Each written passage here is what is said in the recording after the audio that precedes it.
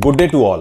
After a long wait of around 2.5-3 years, finally, India and United Kingdom Free Trade Agreement has been signed. Brexit के बाद UK Europe से अलग हुआ और जब से यह कोशिश चल रही थी कि इंडिया के साथ फ्री ट्रेड एग्रीमेंट साइन की जाए, बहुत सारे ऐसे पॉइंट्स थे उसमें, बहुत सारे ऐसे टर्म्स थे, कंडीशंस थे, सेक्टर पे कैसे क्या चीजें रहनी है, इन सब टाइप की जो नेगोशिएशंस होती हैं जिसमें एक बिगर पिक्चर सेक्टोरियल लेवल पे भी चीजें इन्वॉल्व होती हैं, कंट्री की इकोनॉमी इन्वॉल्व होती है, स्टेक पे होती है, तो इन सब चीजों में थोड़ा टाइम तो लग ही जाता है। यहां ऑलमोस्ट 2.5-3 साल के बाद फाइनली अभी कुछ वीक्स पहले यह अनाउंस तो हो चुका था कि ट्रेड एग्रीमेंट में कंसेंसस बन चुका है ऑलमोस्ट सारी पॉइंट्स पे, सारे टैरिफ्स पे, कहां कैसे क्या किस सेक्टर पे क्या चीजें लगने वाली हैं। बट हमारे प्रधानमंत्री अभी यूके के विजिट पे गए हैं 3 दिनों के लिए, जिसमें इस पे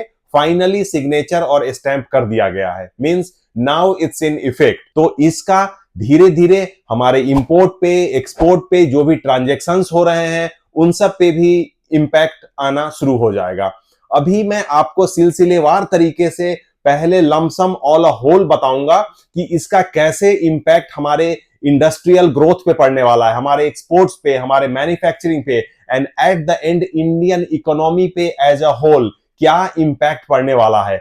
how this will give a big push to our Indian economies going to new highs. और उसके बाद फिर मैं आपको किस सेक्टर पे क्या इंपैक्ट रहने वाला है, अभी जो नए टैरिफ्स हैं उसमें, उस पे भी थोड़ा बहुत आपको ब्रीफ करके बताऊंगा, so that will help you to pick your shares for portfolio that will go for next 5 year 10 years.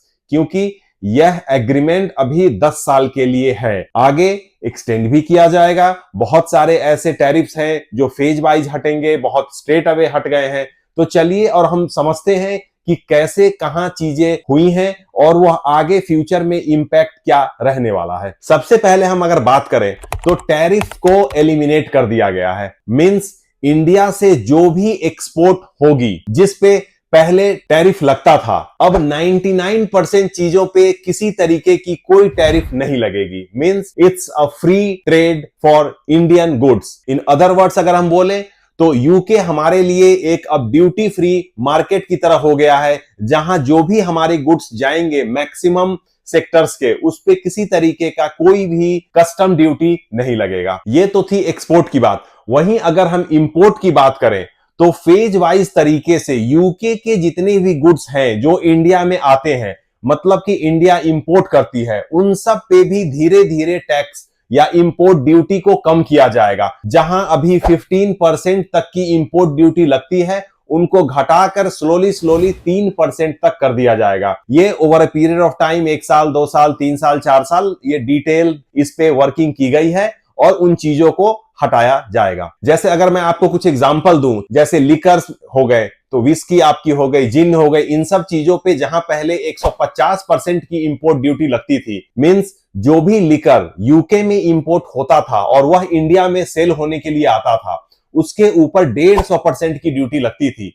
सो अब उसको घटाकर 75% कर दिया गया है और एट द एंड कुछ समय बाद उसको 40% तक लाया जाएगा। सो मींस अगर आप अभी उस पे 150 रुपए ड्यूटी देते थे तो now it will become cheaper by 110%, क्योंकि only 40% duty in future will be applicable. वैसे ही अगर हम कार की बात करें या ऑटोमोबाइल सेक्टर की बात करें तो यूके से जो भी कार मैन्युफैक्चर होके आती थी उस पे 100% टैरिफ लगता था, जिसको अब फेज वाइज कम करके 10% तक लाया जाएगा। सो आप इमेजिन कर सकते हैं कि जो इंपोर्टेड गाड़ियां हैं वह 90% तक चीपर हो सकती हैं अगर मैन्युफैक्चरर स्ट्रेट अवे ये बेनिफिट्स कस्टमर को पास करे। तो अगर नहीं करेंगे, कुछ कम करेंगे, तो accordingly new price will come in the market. अगर मैं आपको एग्जांपल दूं तो JLR टाटा की जो सब्सिडरी यूके की कंपनी जगुआर लैंड रोवर है, पहले इनकी जो भी गाड़ियां आती थी उस पे 100% ड्यूटी लगती थी। अब नई जो भी गाड़ियां आएंगी, फॉर एग्जांपल अगर उसकी कॉस्टिंग 2 करोड़ थी तो वह घट के अब लगभग 1 करोड़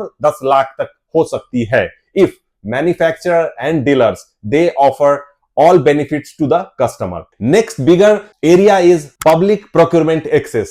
गवर्नमेंट ऑफ इंडिया के प्रोक्योरमेंट के बहुत सारे टेंडर्स फ्लोट होते हैं। अभी तक रिस्ट्रिक्शंस थी जिसके तहत only Indian companies were eligible to bid for that, means यही सप्लाई कर सकते हैं, यही टेंडर अप्लाई कर सकते हैं, एंड द सप्लाई और द टेंडर का जो अवार्ड होगा वो सिर्फ इंडियन कंपनी को हो सकती थी। बट अब इसमें यूके के लिए भी दरवाजा खोल दिया गया है, मींस अब यूके की कंपनीज भी इसमें बिड कर सकती है। गवर्नमेंट ऑफ इंडिया ने कुछ टेंडर निकाला है जहां कुछ कंस्ट्रक्शन होना है, या फिर रेलवेज की हो गई, या फिर प्रोक्योरमेंट के लिए डैम्स की हो गई, सोलर पावर हो गई, इसी तरीके की बहुत सारी चीजें आती है गवर्नमेंट के लिए।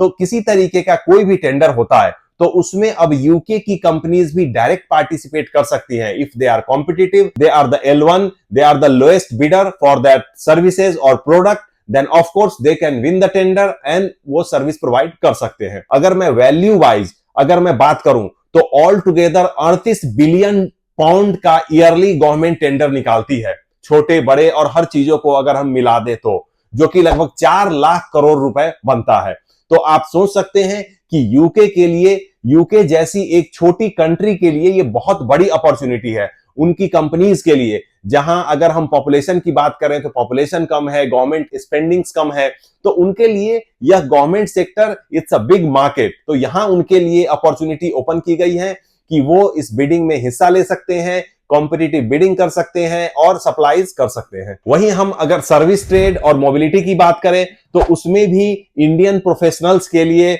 बहुत सारे ऐसे जो पहले रिस्ट्रिक्शंस थे अब हटा दिए गए हैं, वह फ्रीली आ सकते हैं, जा सकते हैं, जैसे सेफ हो गए, योगा इंस्ट्रक्टर, म्यूजिशियन, आपके आईटी और लीगल जो प्रोफेशनल्स होते हैं। तो ऐसे जो भी सर्विसेज हैं इन सब पे पहले जो रिस्ट्रिक्शंस थी उनको हटाया गया है, और जिससे कि काफी कन्वीनियंट रहने वाला है। From here professional can go there and they can provide their services in UK also. तो ये तो हमने ऑन द होल पॉपुलेशन पे क्या कैसे इंपैक्ट रहने वाला है and governmental level eight individual level. अब हम सेक्टोरल लेवल पे बात करते हैं कि ये जो एग्रीमेंट है जिसमें इतने सारे टैरिफ्स हटाए गए हैं, मिनिममाइज किए गए हैं, मिनिमाइज क्या ऑलमोस्ट निग्लिजिबल कर दी गई है, तो इंडस्ट्री वाइज इसमें क्या कैसे इंपैक्ट रहने वाला है एक एक करके हम समझने की कोशिश करते हैं। सबसे पहले अगर मैं बात करूं टेक्सटाइल एंड अपैरल इंडस्ट्री की, तो अब पहले जहां लगभग 1143 टैरिफ लाइंस थे जिन पे ड्यूटीज लगती थी, वो अब 0 हो गया है। तो यह एक बहुत ही विन विन सिचुएशन है, बहुत ही पॉजिटिव है हमारे टेक्सटाइल मैन्युफैक्चरर्स के लिए, अपैरल मैन्युफैक्चरर्स के लिए, because now we are very competitive when they will go for the new order. तो यूके में उनकी कॉस्टिंग कम हो जाएगी, जिससे कि एक बेटर कॉम्पिटिटिव प्राइस पे अपने सप्लायर्स को ऑफर कर सकते हैं। जैसा हम जानते हैं कि चाइना है, बांग्लादेश है, वियतनाम है, इंडोनेशिया है, they are also a manufacturing hub in terms of textile and apparel, और इंडियन मैन्युफैक्चरिंग सेक्टर के लिए they were as a competitor. तो अभी इस एक्शन से अब हमारी कॉस्टिंग भी काफी कम हो जाएगी, जिससे कि जो भी मैन्युफैक्चरर्स हैं वो इंडियन कंपनी से ज्यादा परचेज करने की कोशिश करेंगे। इससे अगर हम ओवरऑल बात करें तो 30 से 45% की मैन्युफैक्चरिंग ग्रोथ होने वाली है। इसी के आसपास एक्सपोर्ट की ग्रोथ भी होने वाली है। तो आप इसको विजुअलाइज कर सकते हैं कि फ्यूचर में कैसे इंडियन इकोनॉमी ग्रो करेगी, जब एक्सपोर्ट ग्रो करेगा, कंपनीज ग्रो करेगी। इसी तरीके से डिफरेंट कंट्रीज से free trade agreement Indian government कर रही है, और step by step, quarter by quarter चीजें फाइनलाइज हो रही हैं। So over a period of time जब सारे एग्रीमेंट्स हो जाएंगे तो हमारे एक्सपोर्ट में एक बड़ा एक्सप्लोड आने वाला है। अगर हम फ्यूचर का थोड़ा सा देखें तो ऑल टुगेदर लगभग $800 बिलियन से $2 बिलियन का अगले 2 से 3 साल में एक्सपोर्ट रहने की संभावना है। सो यू कैन सी ये ग्रोथ कहां तक जाने वाली है। इसी तरीके से डिफरेंट कंट्रीज से होंगे तो how our economy, our GDP, per capita, everything will grow simultaneously. The next key factor is leather, footwear and sports goods. जो भी आपके लेदर के गुड्स हो गए, स्पोर्ट्स गुड्स हो गए या फिर फुटवेयर हो गए, इन सब चीजों पे भी टैरिफ जो कि पहले 16% था उनको अब 0 कर दिया गया है। तो जो भी कंपनी है जो इन सब प्रोडक्ट्स को बनाती हैं, या स्मॉल हो, मिड हो, उन सब के लिए ये बहुत ही बेनिफिशियल होने वाला है। उनके गुड्स,